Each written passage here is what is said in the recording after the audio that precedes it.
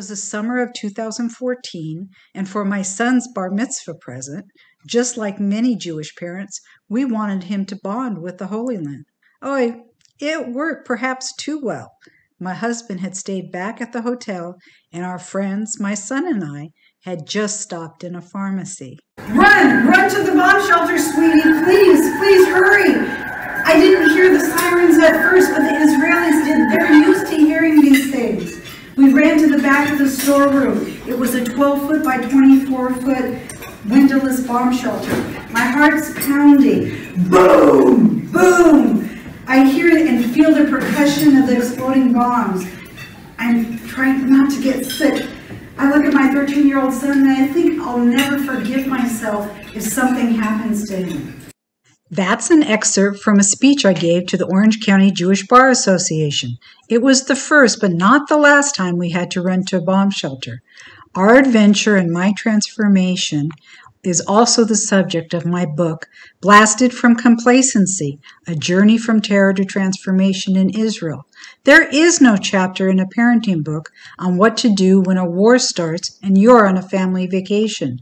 Think touring extraordinary and sacred sites mixed with cowering in bomb shelters. I'm still trying to get over the Jewish guilt of taking my son to war for his bar mitzvah present.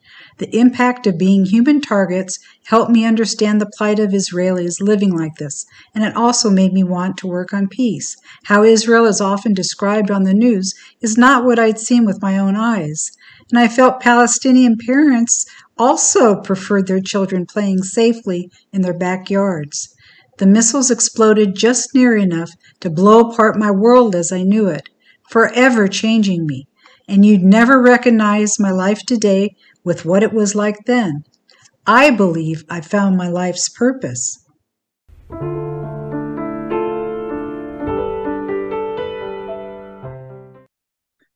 Hello, I'm Penny ST, and I'm the host of Peace with Penny. Today, we will be speaking with an organization called Project Rozana. They are an organization that works on peace through the medical community. Daily in their work, they save Palestinian and Israeli lives. Project Rozana uses healthcare to build bridges to peaceful coexistence between Israelis and Palestinians by providing training, treatment, and transportation by Israeli medical partners. Project Rozana helps to create a more sustainable Palestinian health system and improves the quality of life for Palestinians. Project Rozana initiates and facilitates projects as well as funds operational partners. Bound together, their projects foster broad networks of Palestinian and Israeli stakeholders working together to optimize health outcomes. Ellen Shimberg is the U.S. Director of Development and Communications for Project Rozana. She has over 20 years' experience in the nonprofit space, with much of her work in development, fundraising, and strategic operations, with particular emphasis on marginalized and underserved communities. She has conducted interfaith workshops on building trust, supporting aging in place, and interactions with disenfranchised youth. Ellen is a board member and active volunteer with Heroic Gardens, a female-led veteran support organization, and Disability Pride Pennsylvania, a disability rights organization. She is native of Philadelphia, Pennsylvania. Welcome, Ellen.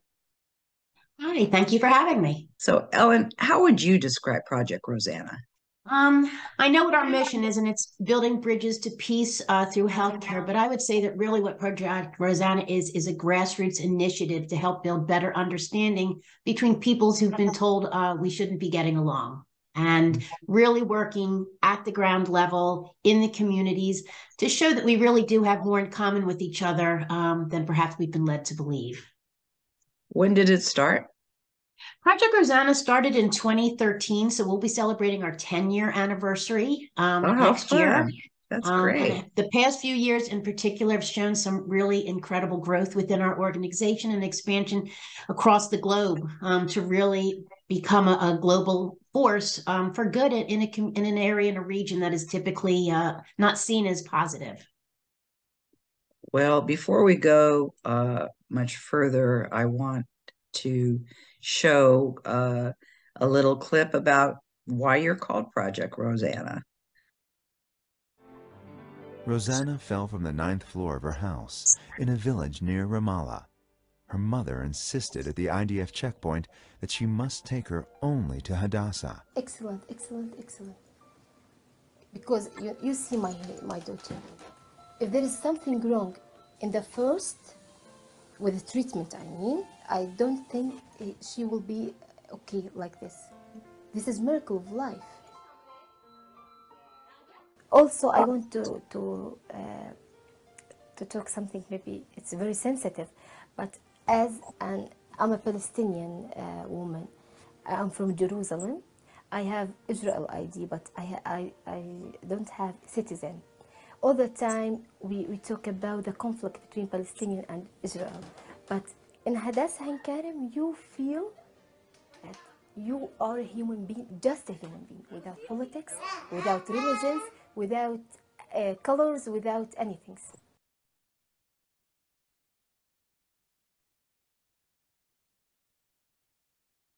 This always gets to me. I mean, Me too. as a mom, you know, you can imagine, oh my God, falling from so Sure. many stories and wanting the best care for your child and getting it from what often they're told is the enemy. Correct.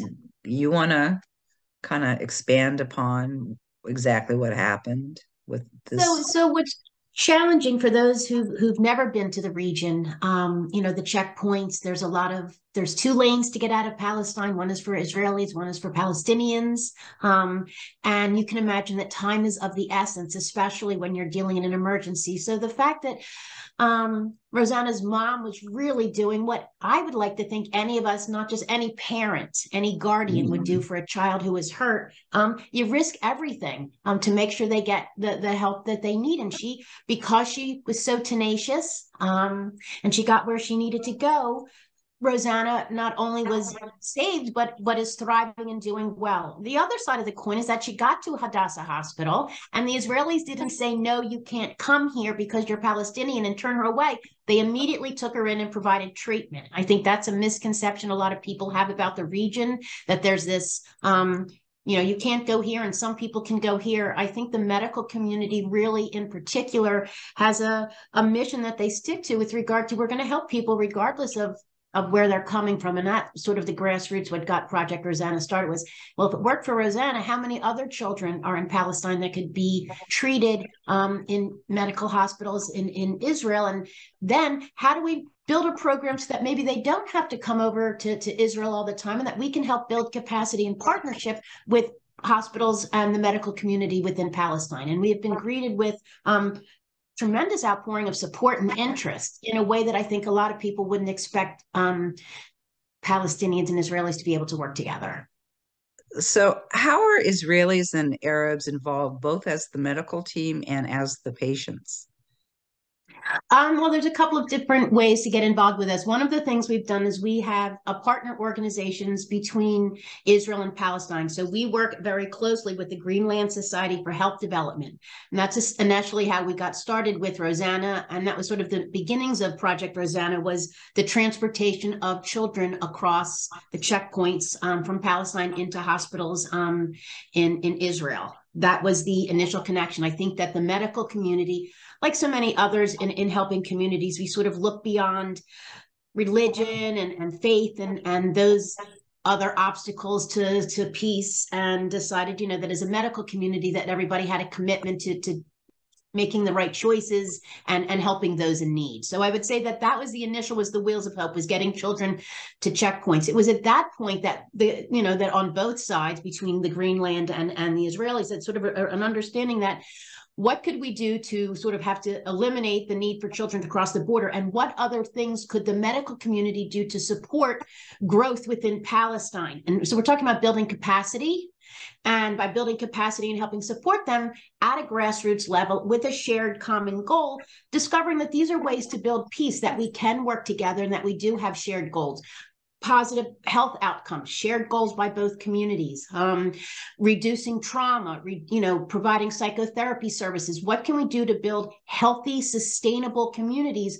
We know that when communities are fiscally and medically supported, when all of this sort of things that we need to survive are readily available to us, it decreases conflict. And we knew that if we could come in and work through the medical system to sort of build these bridges of understanding, that we would be able to help grow both peace, that we would be able to better understand each other, and that we could possibly be able to impact the conflict between these two nations by showing people we have so much more in common than we think we do.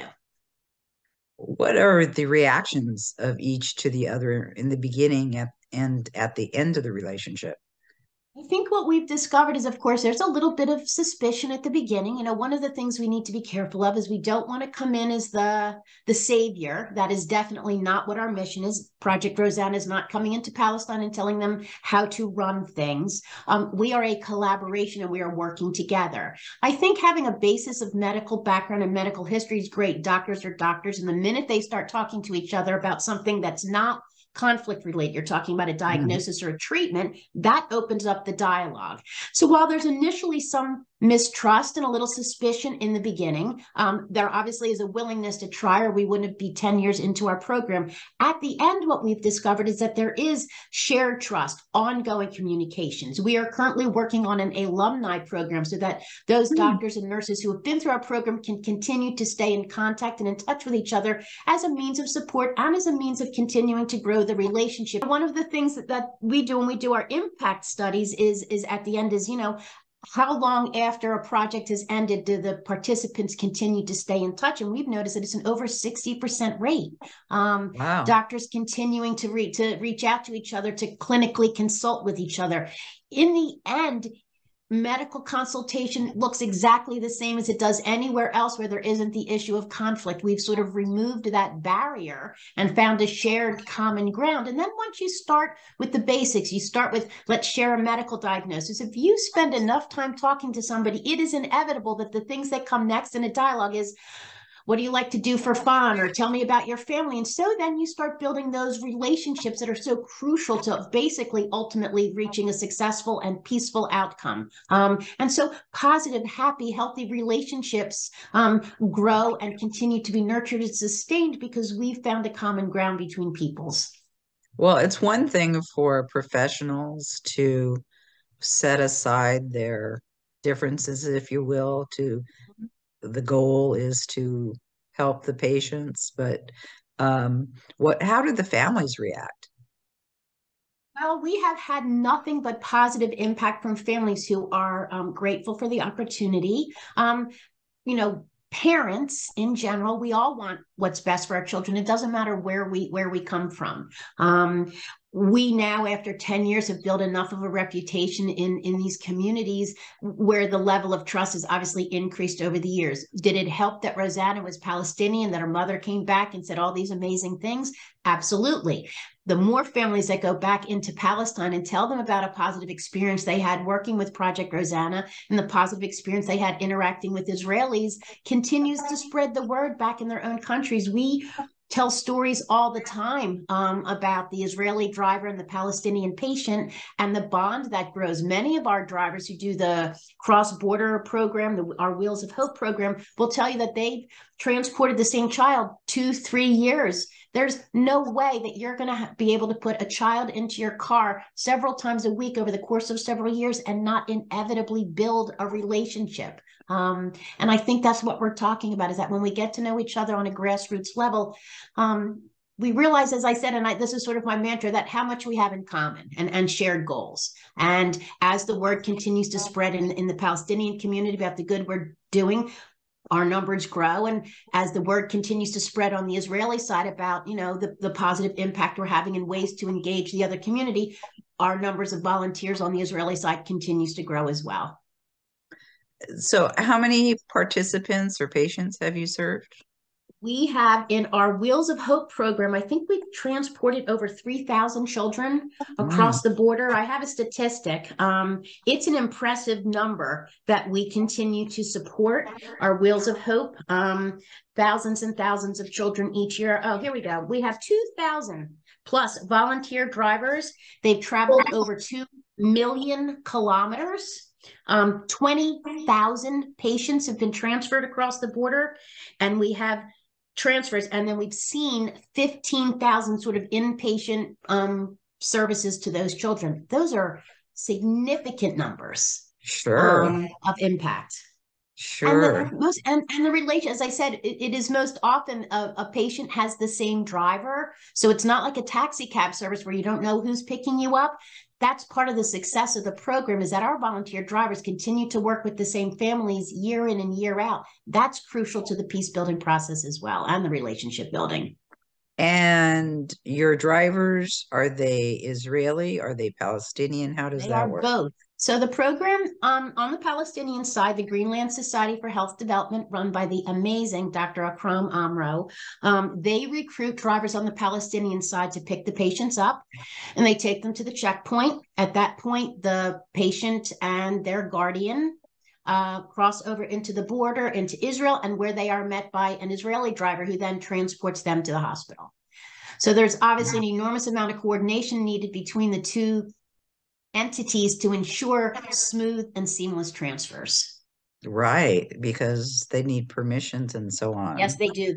On the Palestinian side, so the Palestinian medical community needs to submit a request to the Palestinian Authority for permission to transport across. So we are consistently engaged with the Palestinian Medical Authority, and with the health minister, and with the governing authority in the West Bank, to continue to be able to successfully transport families, patient and guardian, across the border. Well, beautiful. Let's get into more details of your wonderful work. So let's go over in detail each of your projects. Overall, you divide your projects into training, treatment, and transportation. That is correct. And training. So in training, you have the Palestinian Israeli Specialist Nursing Hub, Advanced Trauma Life Support, or ATLS for short, operating together, Binational School of Psychotherapy, and the Scholarship Fund. So I wanted to go over each. Sure. And first, what is the Palestinian Israeli Specialist Nursing Hub, and what are we seeing here first off? What we're seeing here is this picture was taken in Palestine in September. Those are nurses and part of our Project Rozana team. We had done a trip to sort of take a look at all of our programs and see where we are. The Palestinian Israeli Specialist Nursing Hub is something I'm very passionate about. This program was just awarded a grant from the USAID to provide $2.3 million to cross-train 480 Israeli and Palestinian nurses in a variety of subspecialties. So as we had mentioned, isn't that amazing? Yeah, this is a terrific really program. Cool. Training together, once again, shared goals. When they're in a classroom, there's not a Palestinian curriculum and an Israeli curriculum. It is a shared curriculum. Yeah. What we've discovered within Palestinian hospitals, there's a lack of capacity in certain subspecialties. Oncology, nephrology are some of the emergency room treatments. So we are, through this grant, able to provide what we call twinning. We've partnered 4 Israeli hospitals with 4 Palestinian hospitals, identified an equal number of Israeli and Palestinian nurses who will be trained and be offered accreditation. So we are currently working with a university in the United States to be able to provide the accreditation, so that these are all BSNs in their degrees from their own countries, but the U.S. certification with the backing of an American university will be able to give the Palestinians, not only will these nurses now be accredited in their field, but it helps those hospitals in terms of their funding. The more accredited and well-trained staff that you have, the easier it is to access funds, not just within Palestine, but globally. So this is... It's got so many benefits. This is obviously first being the patients, the recipients of the care, but it has other benefits as well. Has multiple benefits.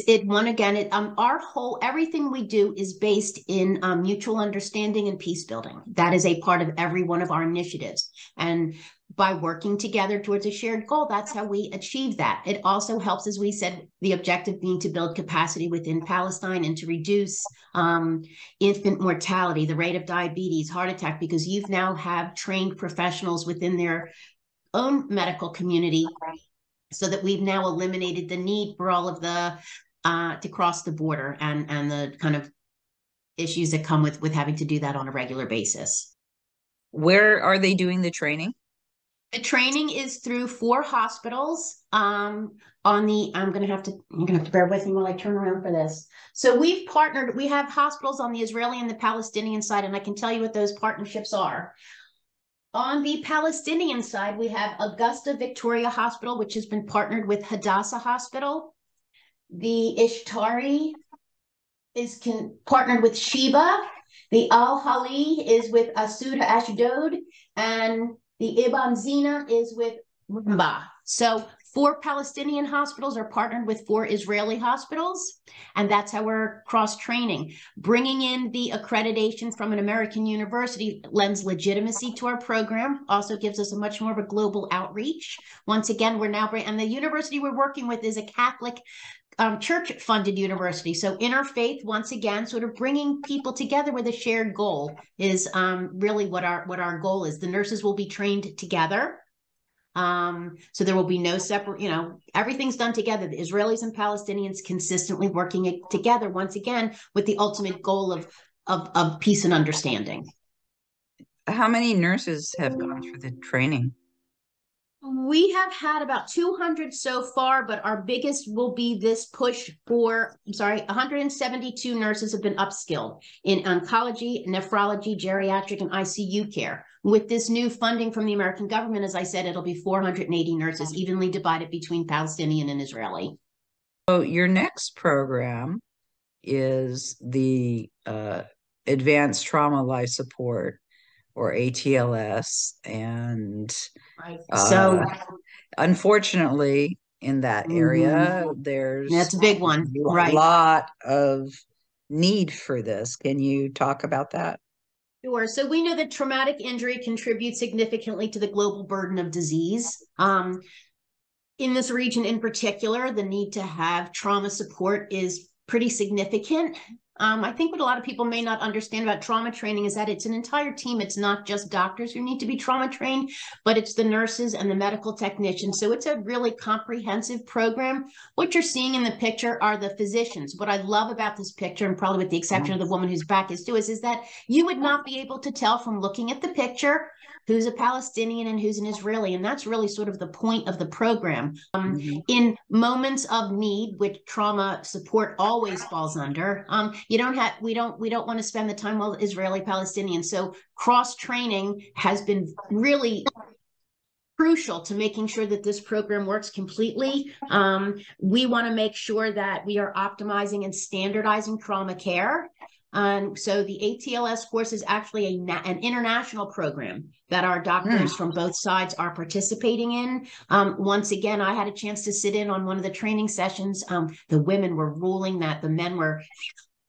It was actually very nice to see that women on both sides, Israeli and Palestinian women, who were not afraid to speak up and sometimes correct their male counterparts. Not something you often see in Palestinian communities, where that's not always the norm. What I love about what we're doing and within the medical community is that what people were in this training program deferring to expertise, and I think that's really what our goal is. This program the course has proven to increase the survival of trauma victims, and it is also a required medical qualification for most international programs for fellowship.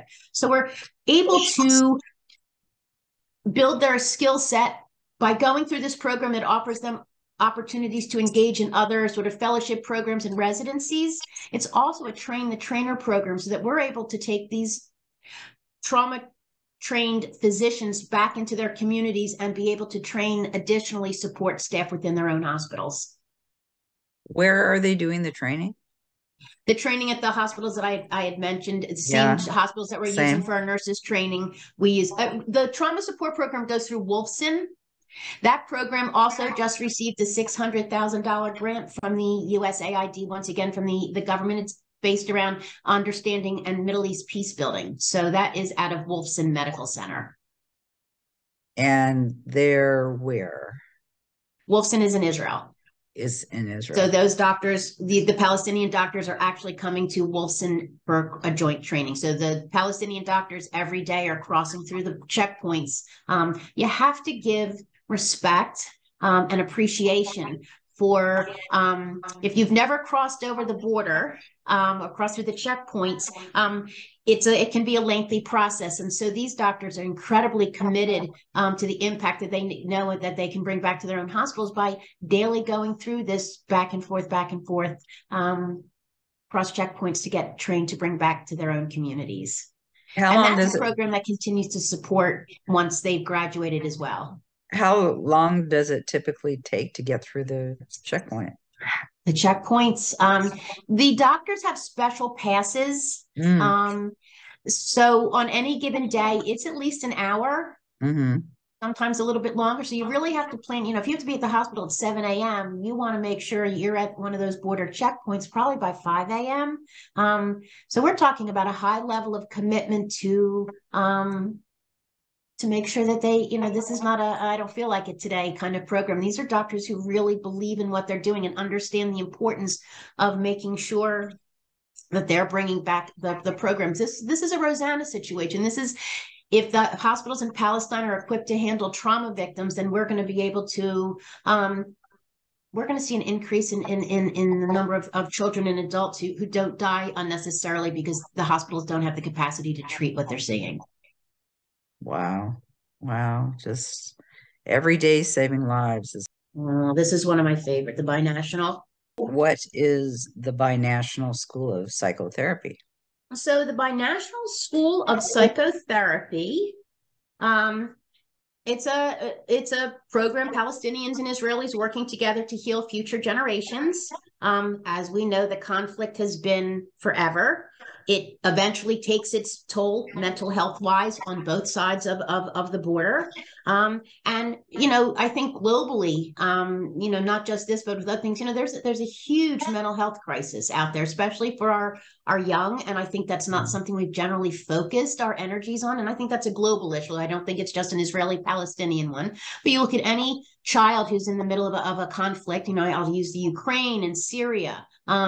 We have sort of historically not really focused on children's mental health and the impact that years and years of trauma have on them. And that's what this program really is about, is making sure that we are training Israeli and Palestinian psychologists, psychiatrists, social workers to be able to address the very, very specific needs that come from children living in areas of conflict.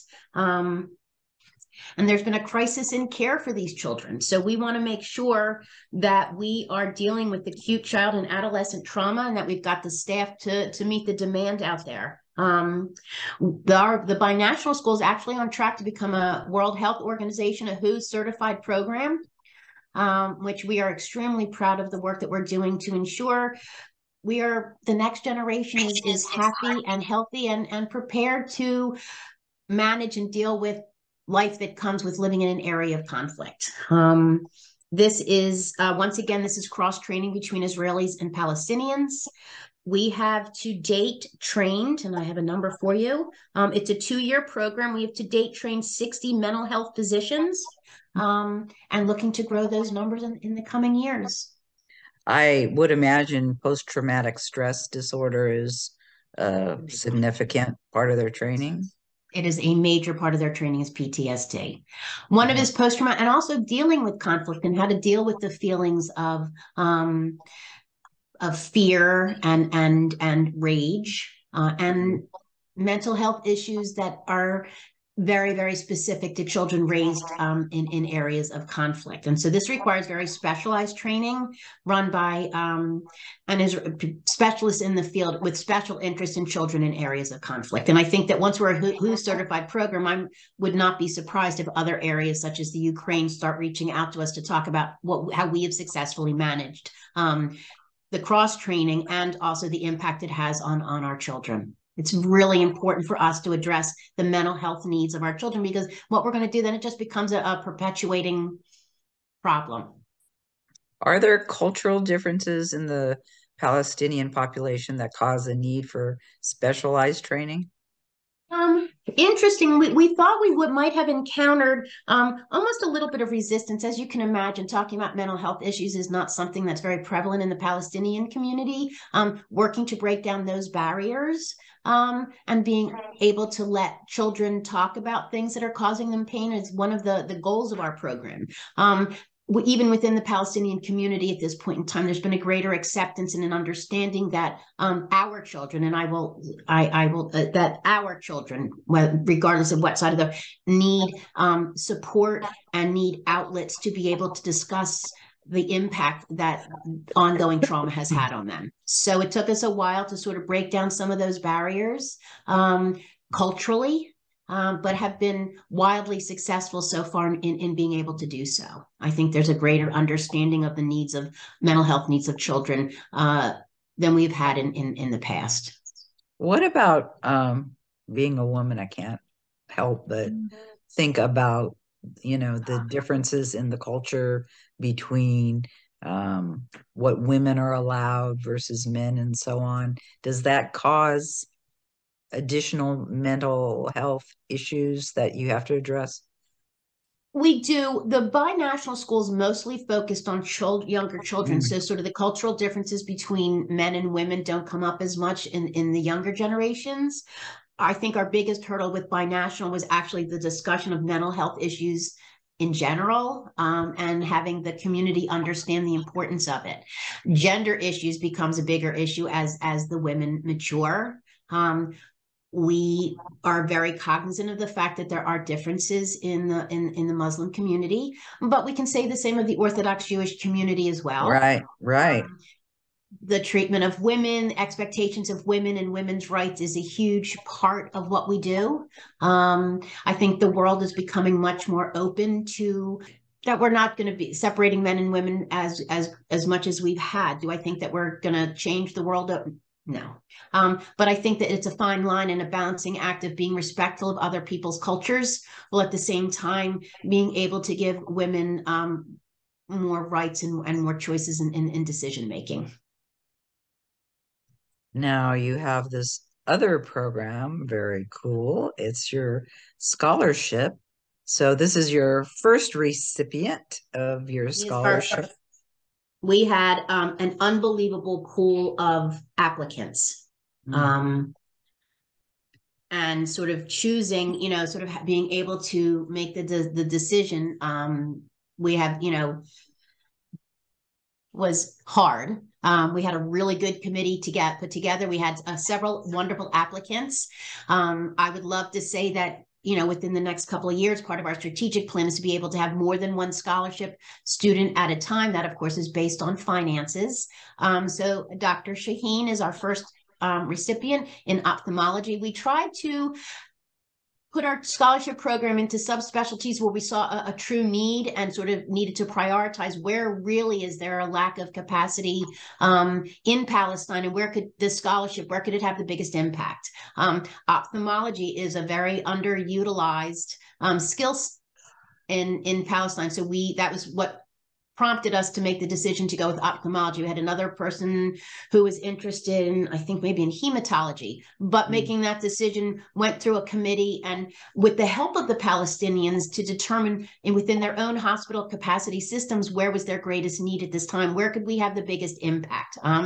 It's very easy to sit here in my office in Philadelphia and say, oh my God, I can't believe we're not doing cancer. But we let the Palestinians sort of guide us in terms of where did they need to do their most capacity building. And that's how the ophthalmology program recipient was this year's chosen winner. And who sponsored the scholarship? How did you get that was through fundraising and development.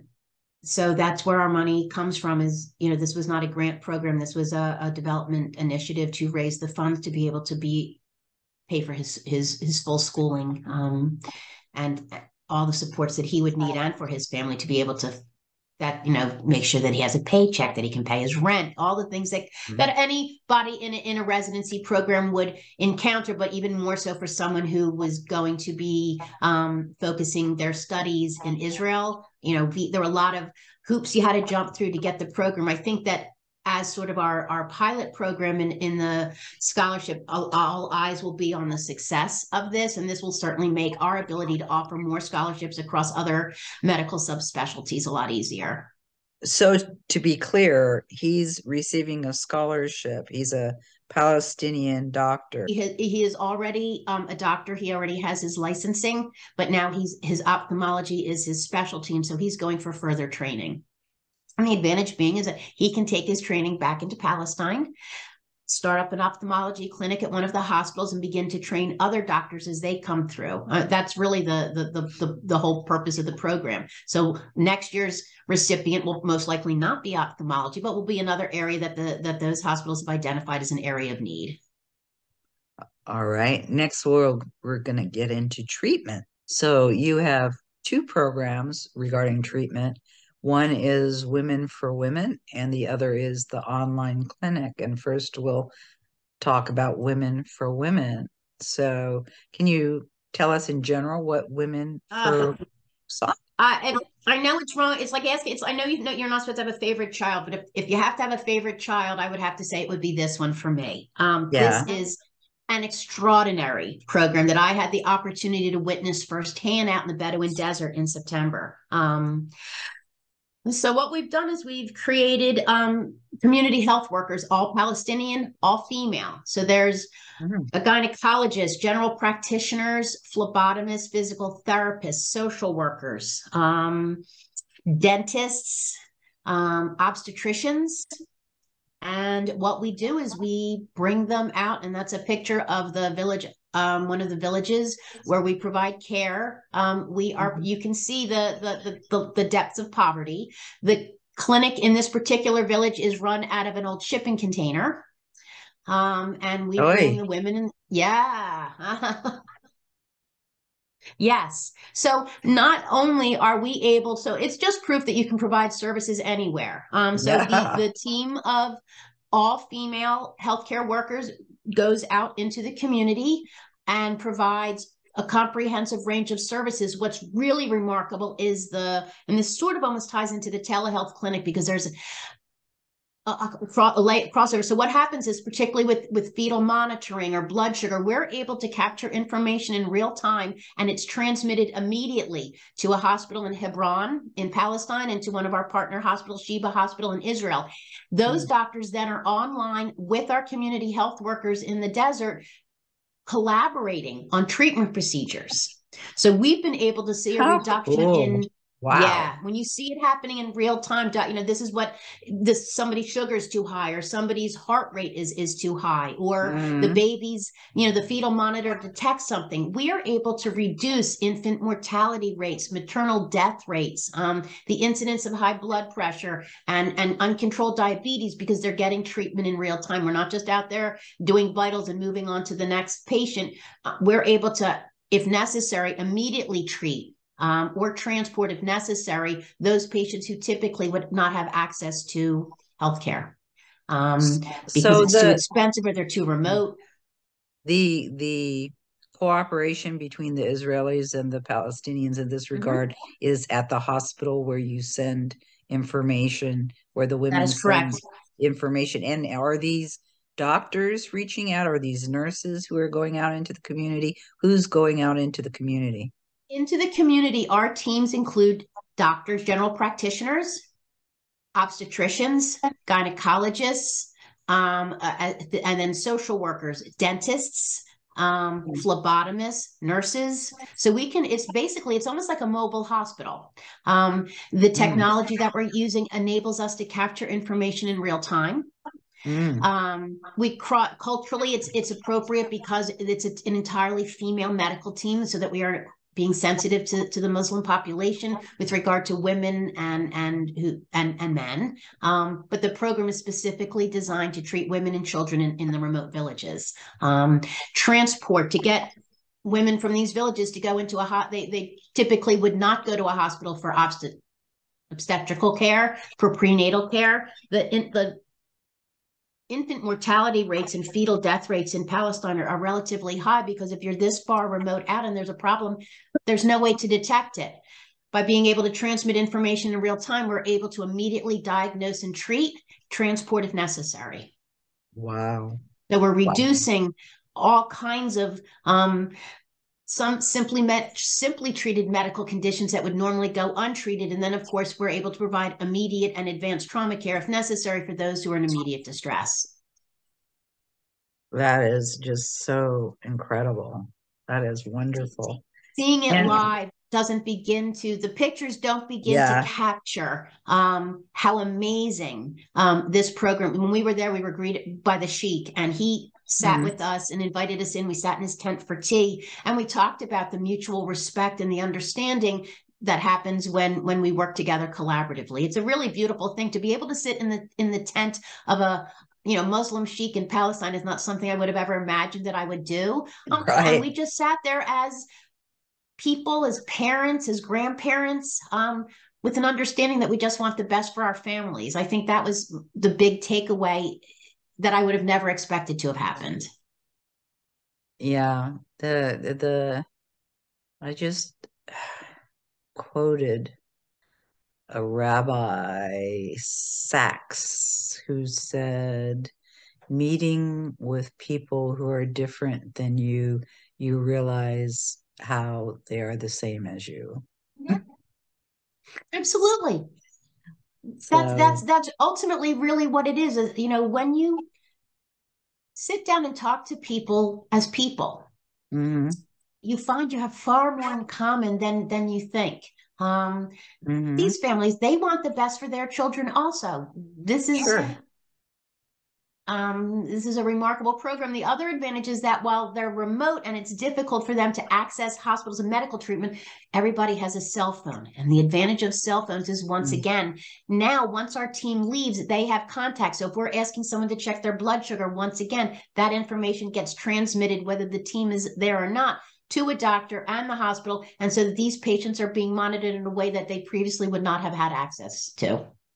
Wonderful. And your online clinic? So the online clinic is the same thing. We're providing an opportunity for those who can't get to their treatments. And the example I use is that most families, the average income in Palestine is $1,000 a month. From these remote villages, transportation is $100 round trip. Well, these families don't have $100 round trip. As I said, the advantage is everybody has a cell phone. So once again, once connected to our community, we're able to transmit. We can ask people out in the middle of the desert to take your blood sugar and transmit this information, or they can call a doctor and get a face-to-face, just like we're doing now, through their cell phone. They can have a consult with a doctor who can then determine whether or not additional treatment is needed, whether we need to send our team back out or whether we need to find ways to transport the patient to a hospital. So cutting down on risk of heart attack, stroke, diabetic shock, any kinds of trauma. And then, of course, all of the fetal monitoring and the maternal health and the maternal, fetal death rate. We've seen a decrease in those numbers because we've been able to actively engage and to provide treatment before it becomes crisis or trauma-based. When I was speaking previously with Project Rozana, we were reviewing the state of health for Palestinians, and I was given some remarkable and surprising statistics. So one of the things I was really surprised about was the state of health for Palestinians. So can you talk about the non-communicable diseases remaining the #1 cause of mortality, 2/3 of the deaths? Absolutely. Well, once again, this is access to care.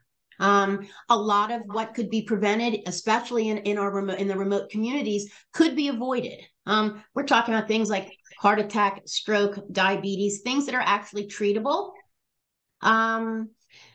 Sexually transmitted diseases. These are the kinds of things that, if diagnosed and treated early on, we can see a drop in numbers. The problem is they're remote.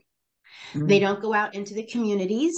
Access to medical treatment and care has been a huge challenge. It's expensive.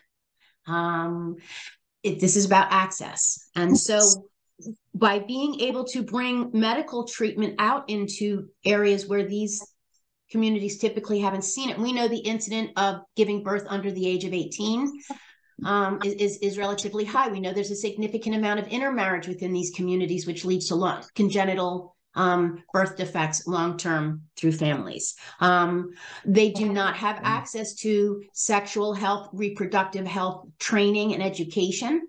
If I could interrupt, I mean, I was Please do, shocked. 40% of marriages are with related individuals, which correct. causes a prevalence of hereditary recessive diseases. Can you expand upon that? Because that's not something that well, we've we're seen this, familiar here. Sure. One of the classic stories is a European. It's the Habsburgs. It's the British royal family. What happens when family members marry family members is that it creates a line of congenital defects. Hemophilia is one of the big ones. So these, and the more that you marry people from your own family, the higher the incidence of these kind of congenital defects. We're not going into these communities and telling them to stop what they're doing. But what we can do is we can catch some of these diseases ahead of time and be able to treat them so that they don't become, in essence, a death sentence over something that could have been treated had we spotted it. And being able to have medical records and histories on people that as these marriages continue, we at least now know in advance the chance or the prevalence of, because they've married, we're looking at someone potential passing on hemophilia or a sexually transmitted disease. And now we can go out and educate potentially about safe sex practices, ways to treat communicable diseases, so that we are now, for future generations, preventing this kind of genetic issues that would normally have sort of been almost a death sentence for a lot of these unborn children. And as I said, we are not changing the culture. Right. We're trying to address the issue medically rather than culturally, which I think is the appropriate approach. The perinatal and congenital malformations cause 10% of deaths. Wow. That is so sad. And that's because of the intermarriage. Yeah, you're those genes, that whatever those genes are that are causing that, the more that you intermarriage with, marry family members, where you're perpetuating the malformation, or you're passing on the genes that are creating these congenital defects. And the infectious diseases, 8.1% of deaths. Again, that's access or lack of access to healthcare? It's a couple of things. One is lack of access to healthcare, and two, it's a lack of understanding. It's a population that has not been typically educated. I look at things in this country whenever there's, I can use the pandemic as an example. Education and teaching our community what you needed to do to stay safe was paramount to the success of us sort of being able to move through the pandemic. And so we knew early on that wearing masks before we were all vaccinated was a great way so we can use those same kinds of educational opportunities to train the community on how they can best prevent these kinds of things, how to take care of yourself. And that includes also things that we do. We deal with nutrition and dental health. There's lots of things that impact our health that are not necessarily medical based. Good oral hygiene is crucial to physical well-being. If you have bad teeth, then chances are you're going to have heart issues and stroke. You put yourself at risk for stroke. So really educating the community, not just on the medical side, but sort of a holistic approach to medicine about the right kind of diet, eating healthy, brushing your teeth, exercise, all the things we talk about here are the same lessons that we're working with in the community in Palestine to teach them those sort of self-care to help you and your family be healthy and sustainable moving forward. Oh, I was so sad to read that 29% of women experience intimate partner violence. Do you know how that compares to, say, in the United States? No, I do not, but I would not be surprised, to be perfect. It's one of those things that even in this country, there's still a stigma attached to it. Now, one of the things that we need to also recognize is that we need to be culturally sensitive and culturally aware. We obviously do not condone domestic violence, but I would say that a lot of the issues of domestic violence are not cultural. I think that if we take a look at domestic violence globally, domestic violence comes from a lot of things. A lot of it comes by economic status, mental health issues, access to food and water, sort of the basics that we need to live generally impact incidents of domestic violence. So if within these communities we can provide financial resources, employment opportunities, job training, education, access to clean water, which is a huge issue in these communities, clean homes, all of these things that we need to lead healthy, productive lives, and then you throw trauma and conflict into it, it's not surprising that the incidents of domestic violence are high amongst the people who are almost in a constant state of trauma. Our response to trauma is so we want to find ways to mitigate the trauma that occurs.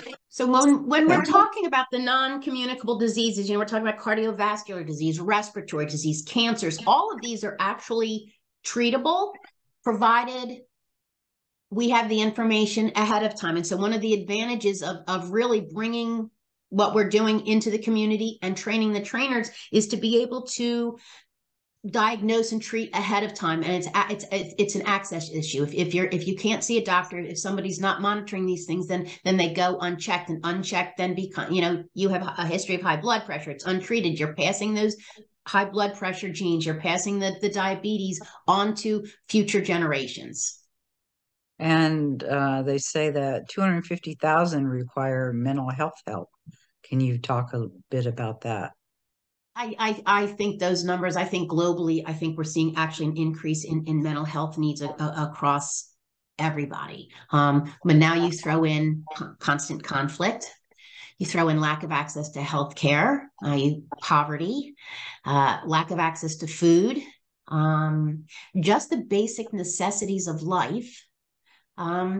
And it's on a day in, and that's sort of a day in and day out basis. It begins to impact your sense of well-being, your sense of security, particularly in children. Children need to feel safe, secure, loved. And if every day you're sort of facing what must feel like an uphill battle, and you're hungry and you don't have access to food, clothing, shelter, then it impacts your mental health and your well-being. And that's why being able to provide psychotherapy services, trauma-based, to children to help them manage their feelings, and to be able to provide them with a sense of hope and help them figure out what comes next, and teach them to how they can manage their trauma and their feelings, will create ongoing generations that are better equipped. As I said, we are not, we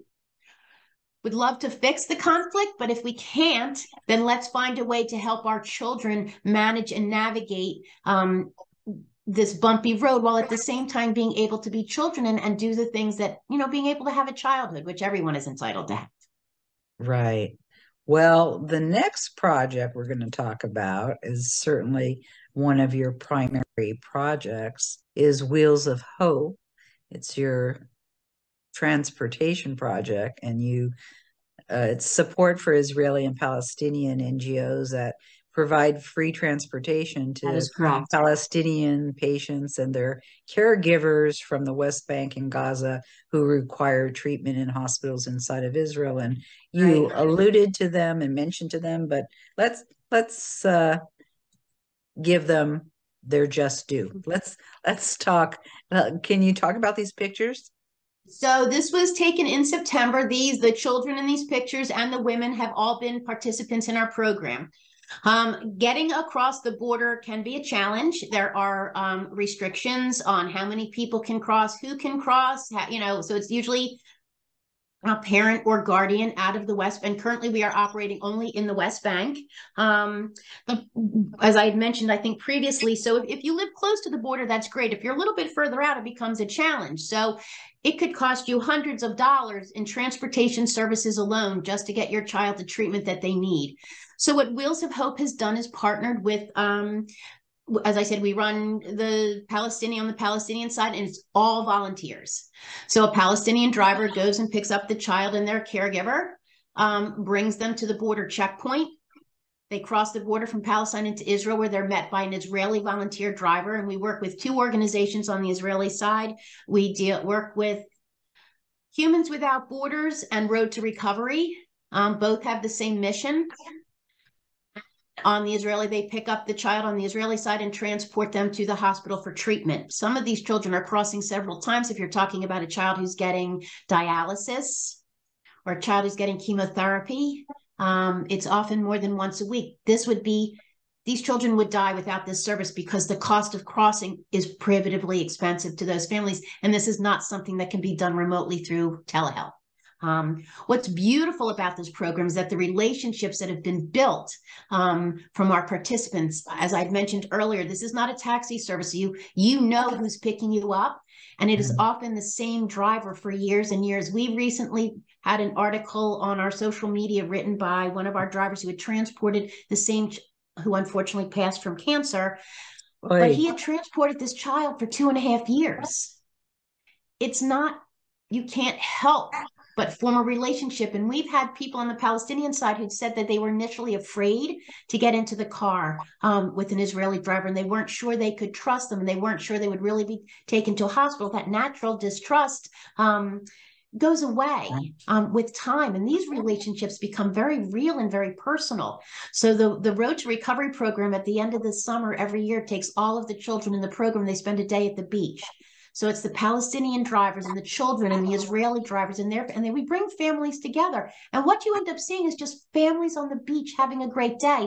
You can't tell who is who or what is what, because that relationship is so strong. And to watch these families come together with a shared purpose of helping a child is powerful and very moving.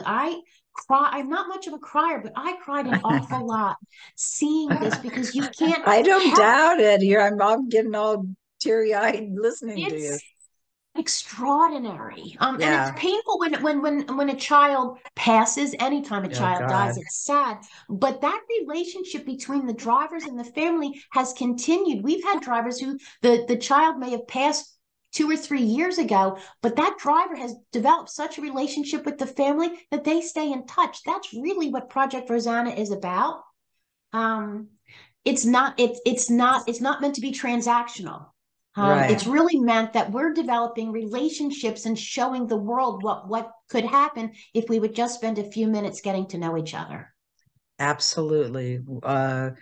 Organization after organization that I talk to, once they meet each other, it's a simple thing, actually. Once they meet each other and realize the other is just human like them, right? Yeah, there's all kinds of complications, but that is, as a first step, is just crucial, and is the impact is shocking how strong an impact just meeting one another is. And it's beautiful on the one hand, and it's extremely sad on the other, that the assumptions about the other are so extreme and ugly that they've been raised to believe the other isn't human, and once they meet, they're like shocked. And teach hate. We're not born to hate. Yes. Yeah. And I think one of the things I love so much about what I do is that, it's talking about peace and loving each other. And I, as an old hippie, that really speaks to my soul. We talk about about Northern Ireland a lot, and what, you're talking about from the outside looking in, people could, how could this possibly be? The Protestant, what's the difference? I think we can look at Israel and Palestine in the same light. Same people, same goals. As humans, we are all the same. We want to get up, we want to be able to pay our bills and be with our families and enjoy all the things that life has to offer. And if we were to take out, the things that are sort of the barriers to us being able to reach that sort of consensus as humans, boy, we'd be a lot farther along, and there'd be a lot less conflict in this world. People are generally good and kind and decent.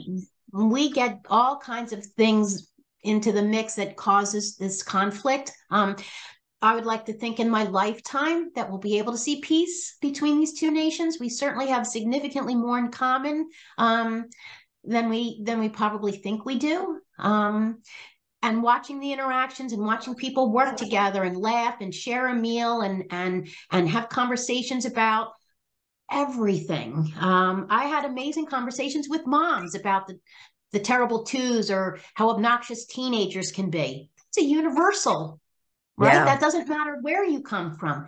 And once you start having that, you think, well, how could this be? And I think that's really what we're working on, is to show the world what we're actually capable of. Yeah. I know when I never understood boarding schools for teenagers until I had a teenager. But yeah. Well, and then I can tell you in their early 20s, what happens is I tell people I don't have a conversation with my son. I have a lecture, because he knows everything. It's a universal thing. You can sit down to any mom with a teenager and you're going to have the same conversation, and it doesn't matter where you're from.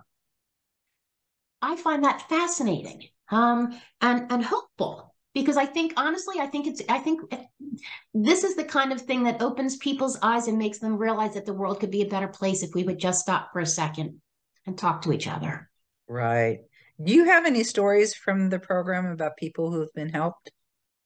We do. I tell this story, and I have it in writing. It's through our Wheels of Hope program. It was a little boy that the Israeli driver had met 2.5 years ago, and this young man was getting treatment for cancer 2 or 3 times a week crossing. So they developed this.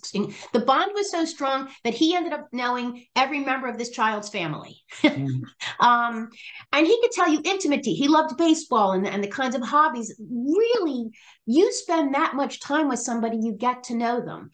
Trips to the beach with the family, shared holidays with the family, so that when this child passed, this driver's heart was broken. Because, and this young man also has a younger sibling with cerebral palsy. So this is a family that had one child with cancer, one was like, the Israeli family and the Palestinian family have grown close. Now this child has passed, but that relationship is sustained.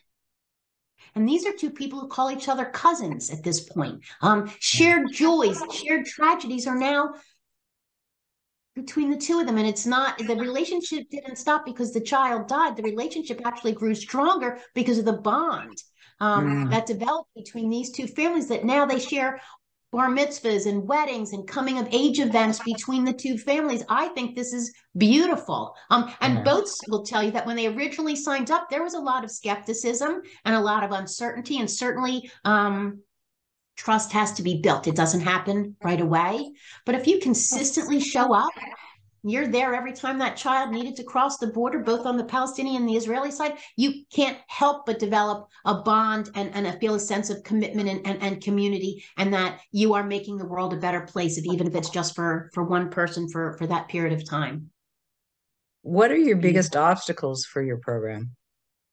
I can tell you the biggest obstacle. So, when I came on board, I thought, this is amazing. Everybody's going to want to be a part of it. Nope. That's not. The biggest obstacles are, there are still people who do not wish to attach their name to anything having to do with Middle East conflict. There are people who feel that by working together with the Palestinians that we are normalizing a situation in the Middle East. And we get pushback on both sides, from both the Jewish, I'm going to use Judaism and the Jewish side, and the Muslim side, that we are that by doing this, we're sort of saying what's happening over there is okay. That's normalizing it. That's not our mission. There are people who think that we are foolish, that we're trying to, it's like putting your finger in the dike to stop the water rushing through, that we can't stop what's happening in the Middle East. That is really surprising to me. To me, this is a beautiful, peaceful mission. It's building bridges. It's trying to make the world a better place. And so I think I was surprised at the number of people who, it's not that they don't believe in peace in the Middle East. They just think that this is a pipe dream and they do not wish to be associated with it. And that, and then of course the usual suspicions from both sides. I won't work with Jews. I won't work with Palestinians. They want to kill you, and that comes from both sides. Misconceptions about what's happening and what we're trying to do has been probably the biggest obstacle.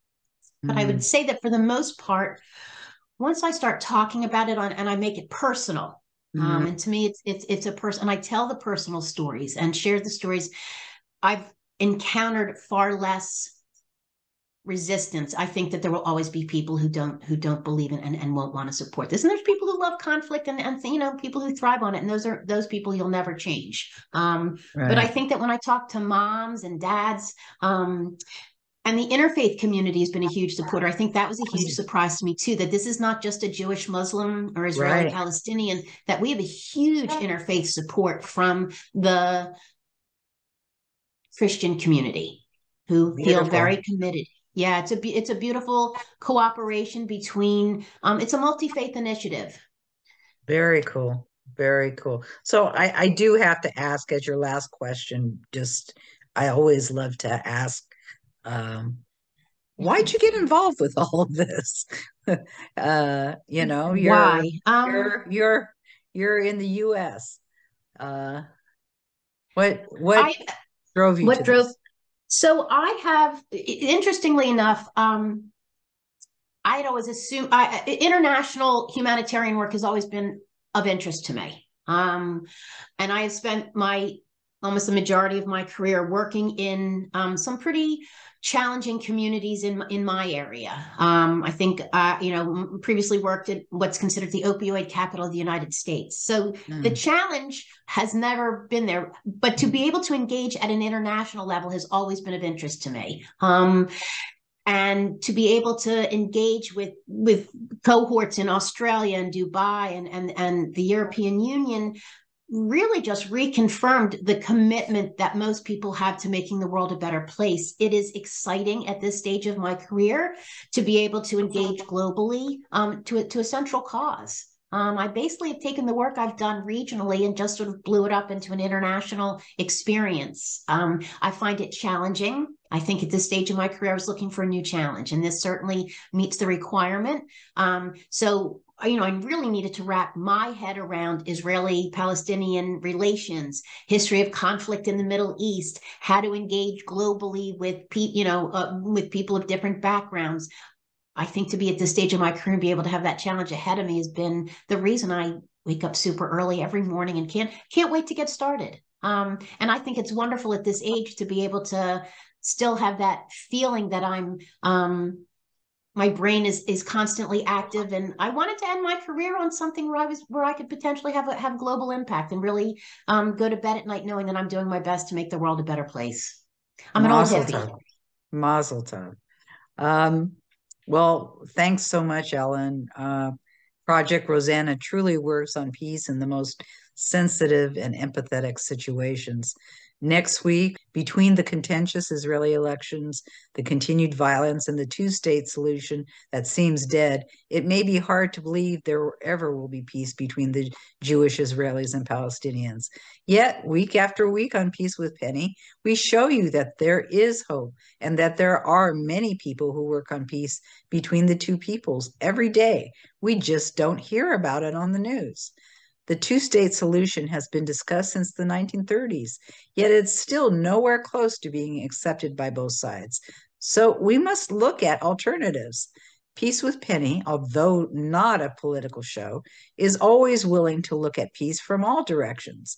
In the next Penny episodes, we'll end the year looking at some options of alternatives to the two-state solution called federation models. There are a number of federal proposals on the table. Of course, in this land, not everyone agrees on the exact formula that will work, but they have been willing to discuss their models. The first option we'll look at is called the Abrahamic Movement. The Abrahamic Movement is a group of grassroots Israeli and Palestinian activists dedicated to formulating a peace plan for the Holy Land, using a federal structure with Abraham as its unifying spiritual and cultural symbol. The model they have developed is based on a paradigm called Abrahamic federalism, recognizing Abraham as the powerful unifying symbol that Jews, Christians, and Muslims can come together and agree upon. The Abrahamic movement seems to directly address Israeli and Palestinian concerns and each people's love for the land, while also convening a third segment of the government to play a unifying and administrative role as a federation, similar to other countries such as the United States, Canada, Switzerland, or 25 other countries. It has worked for these countries, and they believe it can work for this small, viciously contested country in the Middle East. Why not join us and hear what these learned people think will work? Get ready to open your ears and your hearts to a new alternative plan. Does it make sense? You be the judge. We hope you'll join us. In the meantime, we pray that everyone someday will live in peace, shalom, and salam.